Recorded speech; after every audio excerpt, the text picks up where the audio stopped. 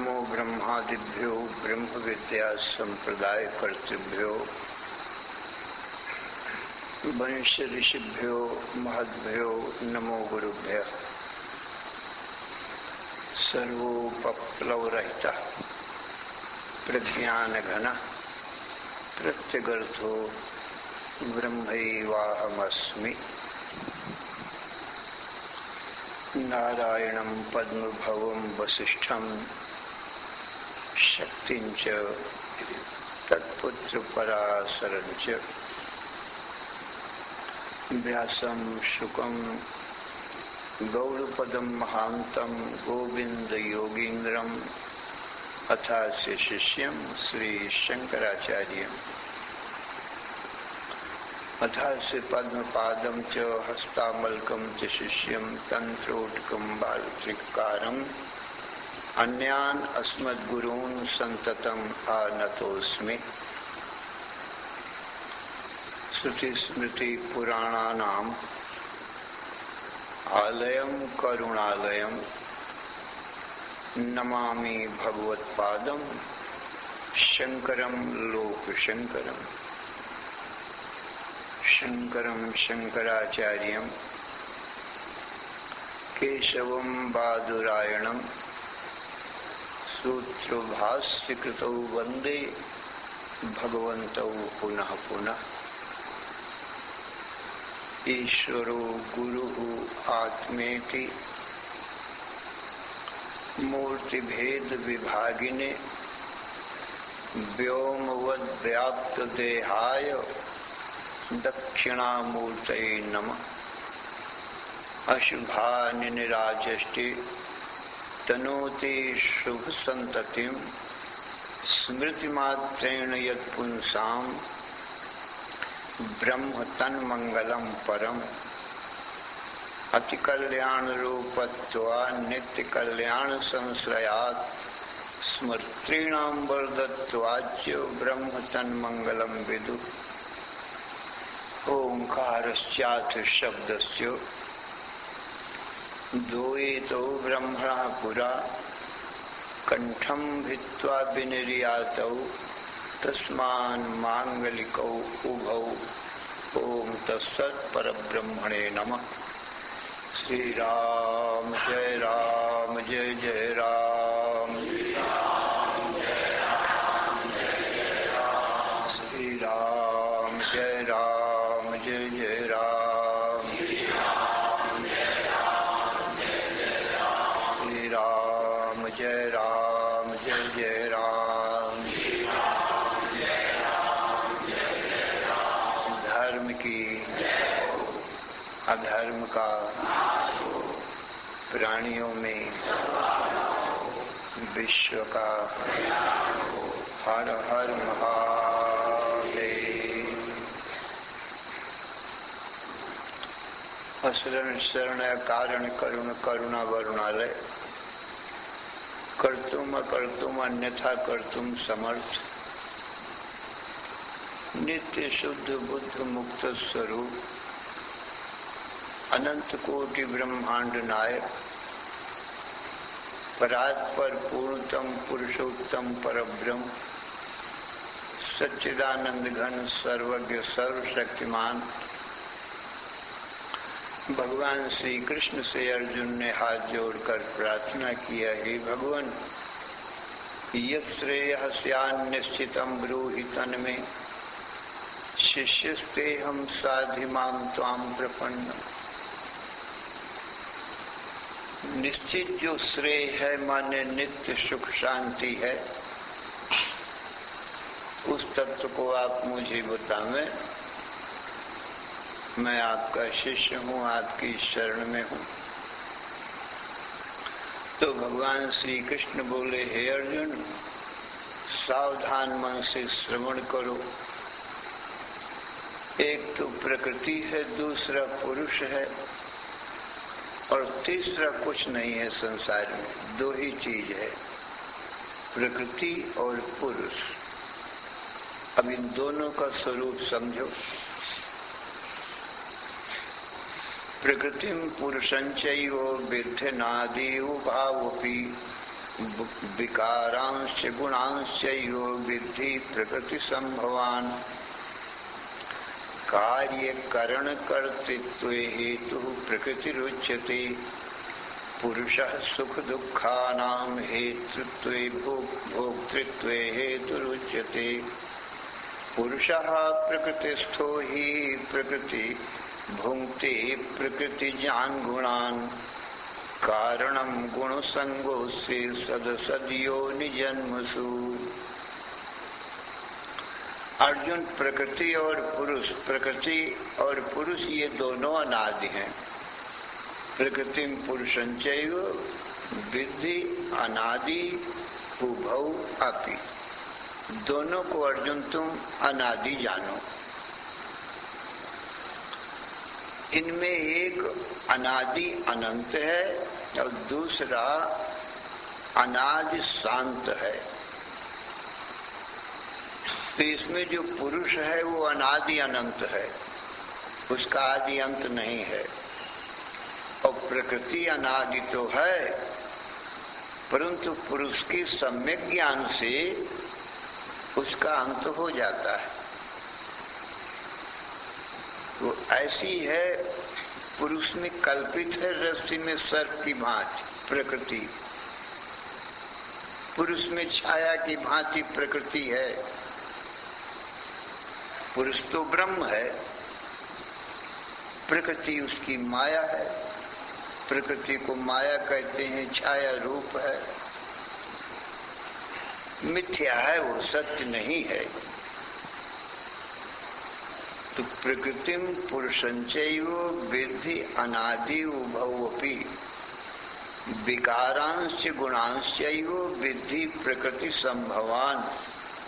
सत्वगुण, रजोगुण और तमोगुण, आकाश, वायु, अग्नि, जल, पृथ्वी, मन, बुद्धि, चित्त, अहंकार, श्रोत्र, त्वचा, चक्षु, जिह्वा, घ्राण, बात, पाण, पाद, पायु, पक्ष, प्राण, अपान, व्यान, समान, उदान। अर्जुन, ये प्रकृति के विकार हैं। प्रकृति निद्रा रूप है और ये उसके विकार हैं। इन्हीं में दो शरीर आ जाते हैं, स्थूल शरीर और सूक्ष्म शरीर। स्थूल शरीर एक पंचीकृत पंच महाभूतों से बना है। सूक्ष्म शरीर 5 ज्ञानेन्द्रिय, 5 कर्मेंद्रिय, 5 प्राण, मन, बुद्धि, चित्त, अहंकार, ये 19 तत्वों का सूक्ष्म शरीर है। ये अपंचीकृत पंच महाभूतों से बना है। ये सब प्रकृति के विकार हैं, विकृति है। और निद्रा रूप प्रकृति है और उससे ये जो उत्पन्न भय, इन्हीं को जागृत स्वप्न का संसार कहते हैं। स्थूल सूक्ष्म शरीरों का समूह ही संसार कहा जाता है। और जितने कर्म हैं वो सब प्रकृति में ही है। पुरुष अकर्म है। तो विकारांश गुणांश विद्धि प्रकृति संभवान। गुण और विकार ये सब प्रकृति से उत्पन्न होते हैं, ऐसा तो जान। कार्य करण कर्तृत्व हेतु प्रकृति रुच्यते। कार्य और करण माने ये जितना कर्म है, कर्ता, कर्म, करण, संप्रदान, अपादान, संबंध, अधिकरण, ये सब के सब, ये जितना कारक है ये सब प्रकृति में ही है, पुरुष में नहीं है कुछ भी। न पुरुष करता है, न कर्म है, न करण है, न संप्रदान, अपादान आदि है, कोई कारक नहीं है। ये सब प्रकृति में है। कार्य करण कर्तृत्व हेतु प्रकृति रुच्यते। पुरुष सुख दुखानां भोक्तृत्व हेतु रुच्यते। और अर्जुन, पुरुष प्रकृति के अभिमान से प्रकृति के गुणों को ये भोगता है, सुख दुख का भोगता बनता है।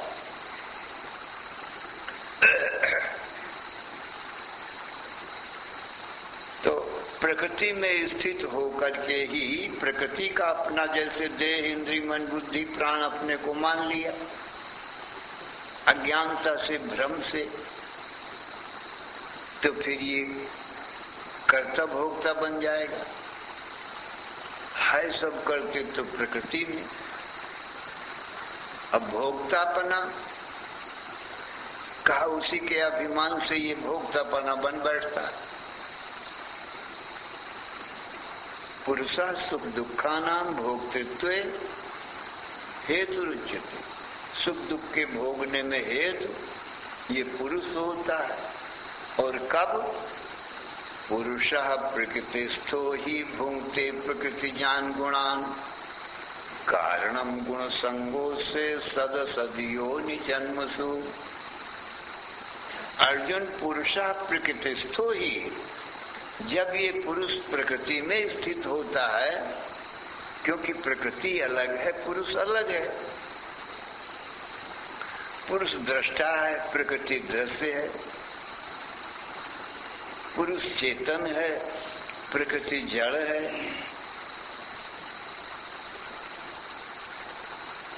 तो ये जड़ प्रकृति असत प्रकृति ये हो नहीं सकता है, परंतु अज्ञानता के कारण अपने आप को प्रकृति रूप ही मान लेता है। यही प्रकृति में स्थित होना है। पुरुषः प्रकृतिस्थो ही, फिर कहा जब प्रकृति में स्थित हुआ तो भुंक्ते प्रकृति ज्ञान गुणान, प्रकृति से उत्पन्न होने वाले जो सत्वगुण रजोगुण तमोगुण हैं, अच्छे बुरे कर्म हैं, सात्विक राजस तामस, और उनका फल है सुख दुख आदि। इनका भोक्ता कारणम गुण संगो से सद असद योनि जन्मसु, और ऊंच नीच सत कोई देव आदि ऊंच योनिया, असत कोई नीची योनियों में ये हेतु बना, कारण बन गया अब जन्म मरण का। पुरुषः प्रकृतिस्थो ही भुंक्ते प्रकृति ज्ञान गुणान कारणम गुण संगो से सद असद योनि जन्मसु। अच्छी और बुरी योनियों में जन्म का कारण भी यही प्रकृति में स्थित होना ही बना, क्योंकि पुरुष अकर्म है, उसमें अच्छे बुरे कोई कर्म नहीं है। संपूर्ण कर्म अर्जुन प्रकृति में ही है। कार्यकरण कर्ता कर्म करण संप्रदान अपादान पूरा का पूरा कार्य किसी में प्रकृति में ही है। पुरुष तो असंग है, इसका भ्रांति से ही संग हुआ है प्रकृति के साथ में, संग हो नहीं सकता है। सूक्ष्म है, निर्गुण निराकार है, आकाश के समान है, तो व्यापक तो हो सकता है प्रकृति और प्रकृति के कार्य में। जैसे आकाश सब में व्यापक रहता है तो भी असंग ही रहेगा। प्रकृति और प्रकृति के गुणों के साथ में रहकर भी गुणातीत और प्रकृति से परे ही रहेगा, क्योंकि दोनों का संबंध नहीं होता है, इसलिए असंग ही रहता है। पुरुष और प्रकृति का कदाचित भी संग नहीं होता। असंगो ही अयम पुरुषा, जैसे आकाश सब में रहकर भी सबसे असंग है, सब में व्यापक है, परंतु किसी को स्पर्श करता नहीं है, छूता नहीं है, अपने स्वरूप में ज्यों का त्यों रहता है। सबके साथ रहकर भी सबसे असंग है। ऐसा थोड़ी कि प्रकृति के साथ रहने से प्रकृति बन जाए, गुणों के साथ रहने से स्वयं भी गुण बन जाए। अर्जुन, ऐसा नहीं होता, ये तो एक भ्रम की बात है। व्यवहार में भी कोई पुरुष स्त्री के साथ में रहता है तो वो स्त्री थोड़ी बन जाता है, अपने पुरुष रूप का परित्याग नहीं करता है। साथ में रह करके भी स्त्री स्त्री रहेगा, मिलेगा नहीं, पुरुष पुरुष ही रहेगा, कदाचित भी नहीं मिलता है। ऐसे ही पुरुष कोई पुर में, नगर में, कानपुर, फतेहपुर, हमीरपुर, जयपुर, जोधपुर, मिर्जापुर आदि पुर हैं। अब पुरुष सब में रहते हैं, पुरुष उसको कहते हैं जो पुरों में रहे। तो पुरों में रहने मात्र से वो पुर थोड़ी हो जाता है। पुर जड़ है, पुरुष चेतन है, वही नहीं हो जाता है। कोई यात्रा काल में रेल, मोटर, हवाई जहाज में कुछ समय रह लेते हैं, परंतु रेल, मोटर, हवाई जहाज नहीं हो जाते, अलग ही रहते हैं। और रेल, मोटर, हवाई जहाज के जो कर्म हैं वो स्वयं कुछ कर्म भी नहीं करते या कर्म रहते हैं, बैठे हैं, देखते रहते हैं, कर्म कुछ नहीं करते। ऐसे पुरुष, ये स्त्री, पुरुष, मनुष्य, पशु, पक्षी, वृक्ष सब में रहता है और बस दृष्टा साक्षी मात्र है। इसके रहने मात्र से प्रकृति को सत्ता स्फूर्ति मिलती है, प्रेरणा मिलती है। तो चेतन आत्मा की सत्ता स्फूर्ति को पा करके प्रकृति में हलचल होती है, प्रकृति सब काम करती है, पर पुरुष नहीं करता। पुरुष के केवल रहने मात्र से ये शरीर भी पुर है। इस शरीर रूपी पुर में अर्जुन चेतन पुरुष रहता है, परंतु कुछ कर्म नहीं करता। पुरुष के रहने मात्र से देह, इंद्रिय, मन, बुद्धि, प्राणों में कर्म हो रहे हैं। पुरुष चेतन है, वो हमारा तुम्हारा स्वरूप है। नव द्वारे पुरे देही नैव कुर्वन्न कार्य। अर्जुन, नव द्वार का ये शरीर पुर है, ये देह पुर है, और जो देही है वो हमारा तुम्हारा स्वरूप आत्मा है। देह को जो देखता है, देह दृष्टा को देही कहते हैं, और है देह के भीतर बैठा, तो भी देह से असंग है, देह में मिलता नहीं। और इंद्रिय, मन, बुद्धि, प्राणों में सबके भीतर है, पर उनसे भी मिलता नहीं है। पर उसके बैठने मात्र से,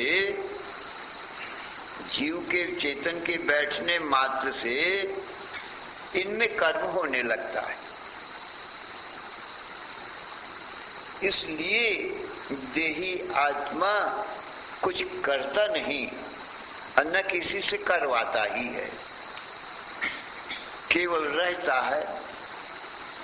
नैव कुर्वन् और न कारयन्, न तो स्वयं कुछ करता है और न दूसरे किसी से कुछ करवाता है। जैसे बिजली के रहने मात्र से पंखा चलते हैं, बिजली जलती है, बल्ब जलते हैं, मशीनें चलती हैं, पर बिजली कुछ करती कराती नहीं है किसी से। वो तो जिस काम के लिए बनी है वो मशीनें अपना अपना काम करने लगती हैं। केवल विद्युत की सत्ता चाहिए, माने रहना ही चाहिए। ऐसे ही चेतन आत्मा विद्युत के समान है, उसके रहने मात्र से ये देह, इंद्रिय, मन, बुद्धि, प्राण अपने अपने काम करने लगते हैं, इनको प्रेरणा मिल जाती है। और ये देही आत्मा अकर्म ही रहता है, न कुछ करता है न करवाता है किसी से, ऐसा है। इसी प्रकार से 13वें अध्याय में भगवान ने कहा प्रकृति विच कर्माणि क्रियमाणानि सर्वशा या पश्यत तथात्मानम अकर्तारम सपश्यति। अर्जुन वही ज्ञानी है, वही तत्ववेत्ता है जो अपनी आत्मा को अकर्ता देखता है और प्रकृति में ही सारे कर्मों को देखता है, अपने को असंग जानता है, मिलता कभी नहीं है। इस देह में रहकर भी देह से नहीं मिलता है, देह मलिन है और देह ही निर्मल ही रहता है। देह का मल देही आत्मा में स्पर्श नहीं करता है। अत्यंत मलिनो देहो देही चात्यंत निर्मला। अर्जुन, ये देह अत्यंत मलिन है और देही आत्मा कहा अत्यंत ही निर्मल है। उभयो अंतरम ज्ञात्वा कस्य शौचम विधीयते। देह और देही दोनों का अंतर जान लिया कि देह मलिन ही है और देही निर्मल ही है। देह में तो ऊपर चमड़ा मढ़ा है तो इसलिए कुछ अच्छा दिखता है, सुंदर दिखता है। थोड़ा सा चमड़ा निकालो तो सब रुधिर भरा है, मांस भरा है, हड्डी भरी है, सब ये मलिन पदार्थ हैं। और इस मलिन देह में देही आत्मा हम सब लोग रहते भी हैं, परंतु देह को छूते नहीं हैं, इसलिए निर्मल ही रहते हैं। कहो अर्जुन, दोनों की देही निर्मल ही है, देह मलिन ही है, ये दोनों को अंतर जानकर कस्य शौचम विधीयते। अब किसका शौच माने शुद्धि की जाए, देह की कि देही की?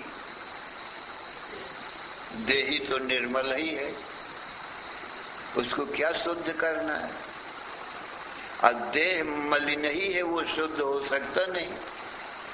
ऊपर ऊपर मलिन होता तो स्नान करने से सब मल धुल जाता, परंतु भीतर तक मल भरा हुआ है।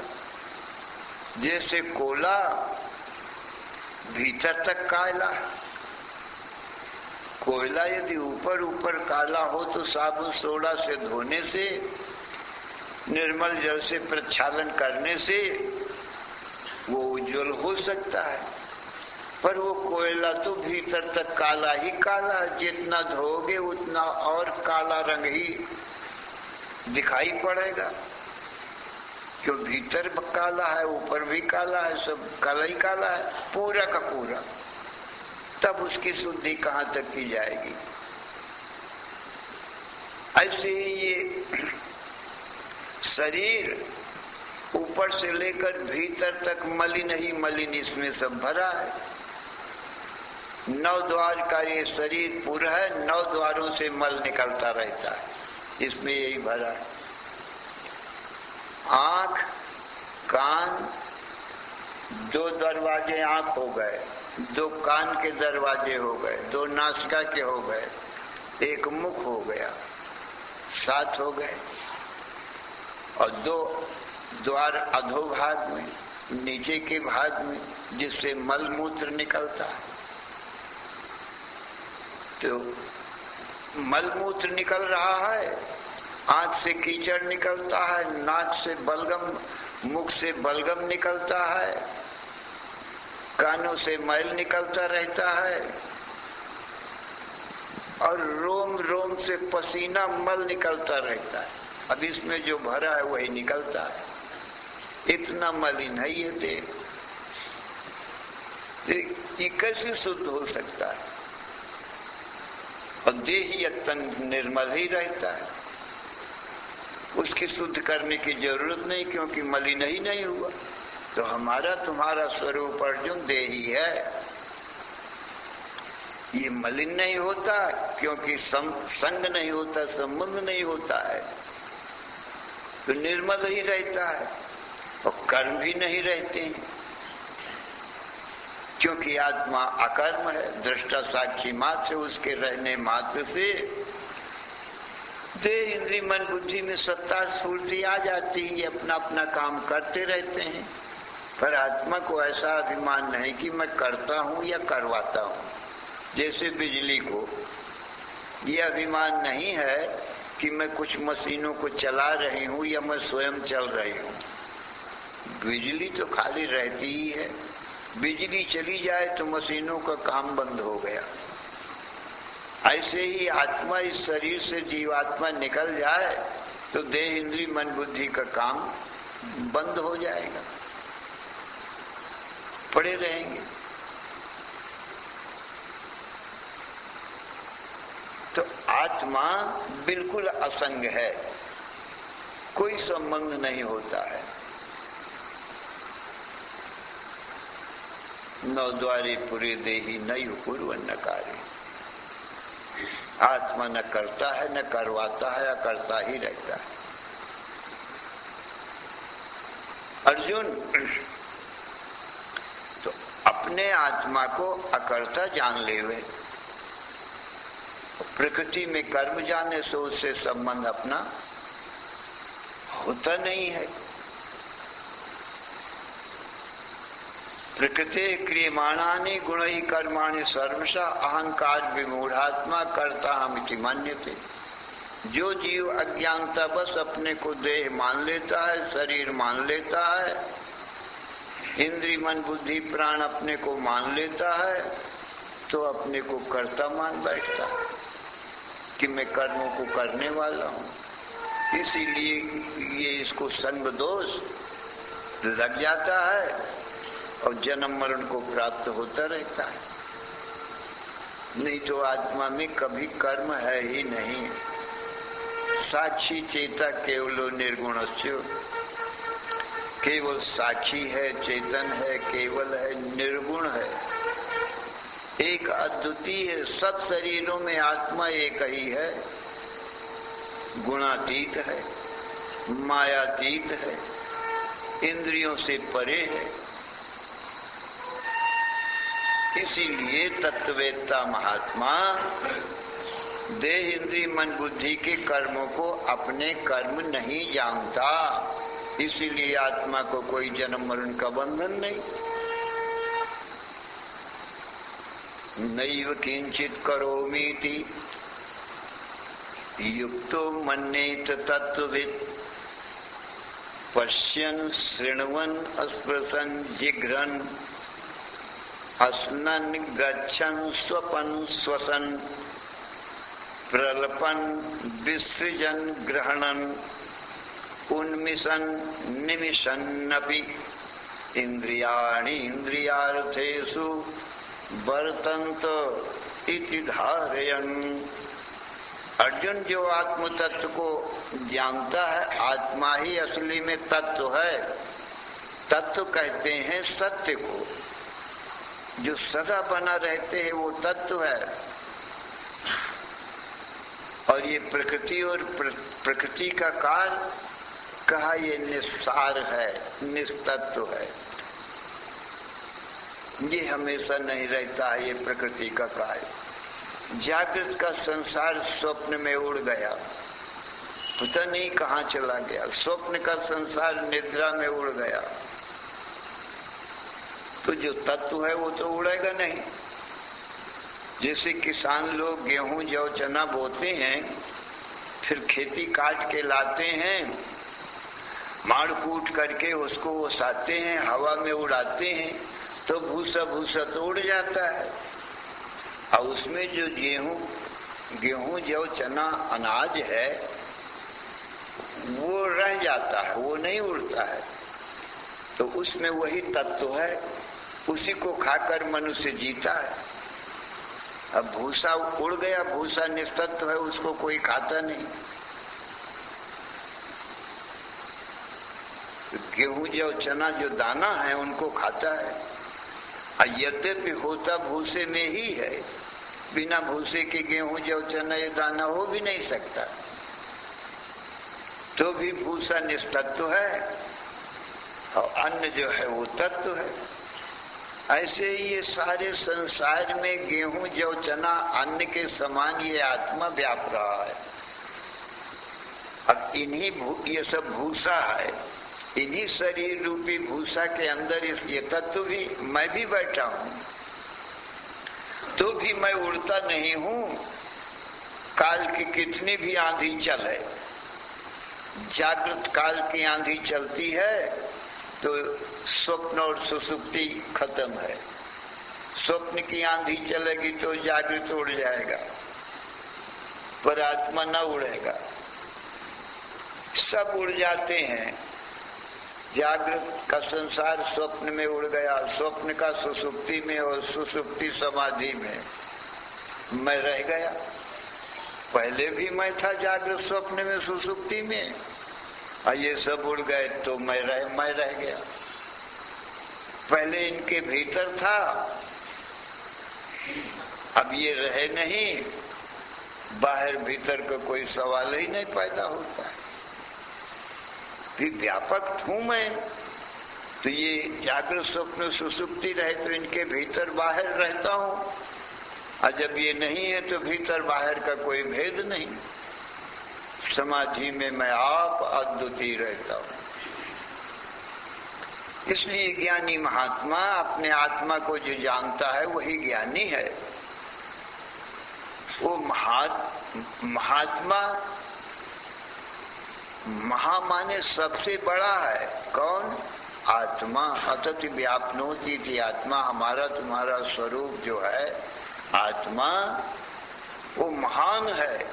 प्रकृति तो बहुत थोड़ी जगह में ये जागृत स्वप्न सुसुप्ति का खेल करती रहती, झूठा।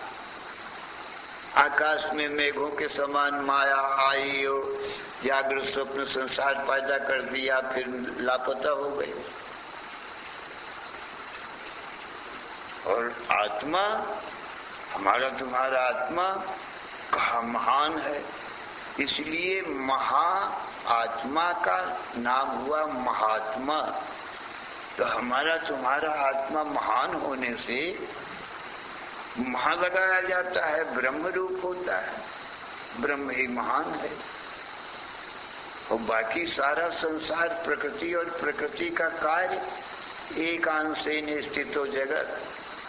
हमारे तुम्हारे चेतन आत्मा की एक देश में, अल्प देश में पड़ा हुआ है, एक तिल भर जगह में। भगवान कृष्ण कहते हैं एक अंशेन स्थितो जगत। ये सारा जगत मेरे एक अंश में स्थित है, एक थोड़ी तिल भर जगह में। और इसका खेल होता रहता है तो भी मुझको तो छूता नहीं है। जैसे आकाश में मेघ आते हैं, वर्षा करते हैं, फिर चले जाते हैं, तो कितना आकाश तो खाली पड़ा रहता है। आकाश की थोड़ी जगह पर मेघ आ गए, बारिश भी कर दिया, परंतु आकाश का तो कोई मेघों से संबंध होता नहीं, इसलिए आकाश निर्मल ही शुद्ध ही रहता है। बादलों के आने से, वर्षा करने से आकाश तो कोई गीला नहीं होता, न कोई हानि है न लाभ है आकाश की, क्योंकि कोई संबंध होता ही नहीं है। थोड़ी जगह में आता है, आकाश किसी को बुलाता भी नहीं है, अपने आप आ जाते हैं। ऐसे आत्मा रूपी चिदाकाश भगवान कहते हैं ये न जागृत स्वप्न सुसुप्ति रूपी मेघों को बुलाता नहीं है, अपने आप निद्रा आ गई। सुसुप्ति अवस्था को निद्रा कहते हैं, घोर अज्ञान अंधकार रूप है, आ गई और जागृत स्वप्न की जगत की वर्षा भी कर दिया। हमारी आत्मा के एक देश में थोड़ी जगह पर, क्योंकि आत्मा महान है ना, आकाश के समान। और ये माया रूपी निद्रा रूपी मेघ आ गया थोड़ी जगह में, और जागृत स्वप्न का ये संसार, ये इसकी बरसात है, निद्रा रूपी माया मेघ की। पुंस चिदाकाश से नोहानी नवालाभ स्थिति। हमारे तुम्हारे चिदाकाश आत्मा की न कोई हानि है न कोई लाभ है। आकाश, वायु, अग्नि, जल, पृथ्वी, जिस माया रूपी मेघ की बरसात है, और मनुष्य, पशु, पक्षी, वृक्ष, पर्वत, सूर्य, चंद्र, ये सब माया रूपी मेघ की बरसात है। ये सब वर्षा करी और फिर चली गई, मेरे से कोई संबंध नहीं हुआ। कहां से आई माया रूपी मेघ, कहां को गया कुछ पता नहीं। मैं निर्विकार ही रहा।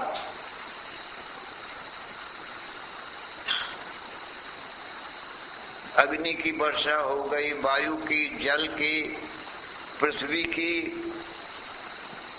फिर तो मेरे से कोई संबंध ही नहीं हुआ। इसलिए नैनम छिन्नन्ति शस्त्राणि, नैनम दहाति पावका, न चैनम क्लेदि अंत्यापो, न शोषयति मारुता। अर्जुन, जब संबंध ही नहीं हुआ तो अग्नि आत्मा को जला नहीं सकती। आकाश के समान सूक्ष्म है, आकाश में कितनी भी आग जले, आकाश थोड़ी जलता है। कितनी भी वायु चले, आकाश हिलता डुलता या सूखता थोड़ी है। कितने भी अस्त्र शस्त्र चले, आकाश थोड़ी कटता है। अर्जुन, आत्मा रूपी आकाश में ये कितने भी वायु, अग्नि, जल, पृथ्वी रोज बरसात होए, क्या फर्क पड़ता है जब छुएंगे नहीं। इसलिए नैनम छिन्नन्ति शस्त्राणि, नैनम दहाति पावका, न चैनम क्लेदि अंत्यापो, न शोषयति मारुता। अग्नि जला नहीं सकता आत्मा को, वायु सुखा नहीं सकता, जल गीला नहीं कर सकता। पृथ्वी के कार्य अस्त्र शस्त्र आदि छेदन नहीं कर सकते, आत्मा को काट नहीं सकते। जैसे आकाश में कितने ही भाला, बर्छी, तीर, तलवार, गोला गोली चले तो क्या फर्क पड़ता है आकाश से? आकाश थोड़ी कटेगा, उससे कोई संबंध ही नहीं। आत्मा तो आकाश से बहुत महान है, बहुत बड़ा है और सूक्ष्म है। इतना सूक्ष्म है कि आकाश में भी व्यापक है। चिदाकाश माकाश वासम भजे हम। जो चेतन रूपी आकाश है, वो ये जो भूताकाश है, इसके भीतर भी प्रविष्ट बसा हुआ है। बोले बताओ, उसको किससे भय होगा? किसी से संग नहीं। असंगो ही अयम पुरुष। अर्जुन, हमारा तुम्हारा ये चेतन आत्मा रूपी पुरुष है, वो असंग है। और अर्जुन, पूर्णत्वात् पुरुष। पुरुष इसलिए कहते हैं कि सत्य से, ज्ञान से, आनंद से पूर्ण है।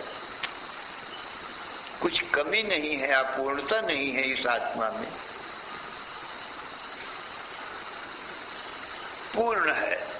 अमरता से पूर्ण है, इसकी मृत्यु नहीं होती। ज्ञान से पूर्ण है, अज्ञानता इसमें है ही नहीं, ज्ञान ही ज्ञान है।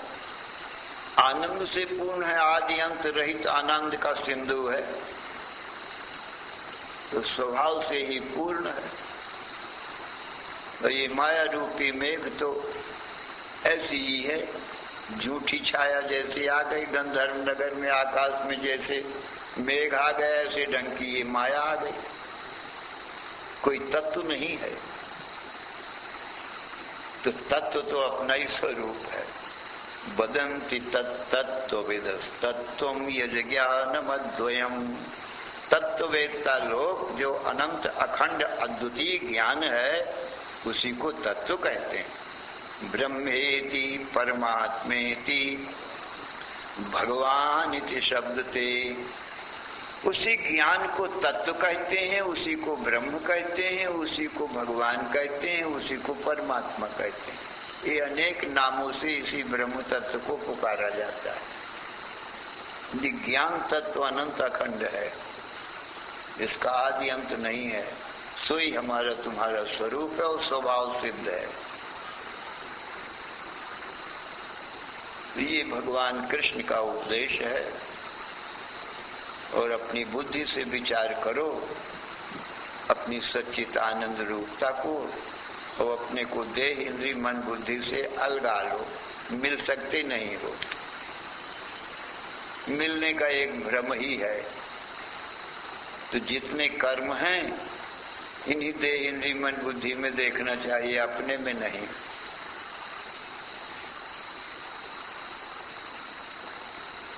श्री राम जय राम जय जय राम, श्री राम जय राम जय जय राम, श्री राम जय राम जय जय राम, श्री राम जय राम जय जय राम। धर्म की अधर्म का प्राणियों में विश्व का हर हर महा